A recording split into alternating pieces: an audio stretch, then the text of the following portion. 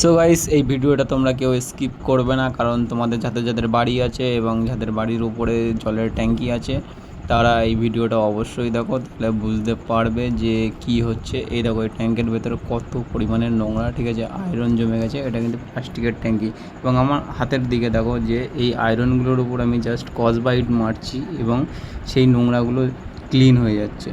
তো এটা কিভাবে হচ্ছে তোমরা জানো, যদি জেনে থাকো তাহলে কমেন্ট করো, আর যদি না জেনে থাকো তাও কমেন্ট করো যে কী করে হচ্ছে, কীভাবে উঠে যাচ্ছে, যে শুধু স্কচব্রাইট মারলেই নোংরা উঠে যাচ্ছে। মানে বেশি কিন্তু এই যে ছুপে ছুপে বা বেশি গায়ের প্রেশারে কিন্তু আমি মারছি না, জাস্ট আমি একটু জলে ডোবাচ্ছি এবং মারছি, স্যাঁট উঠে যাচ্ছে।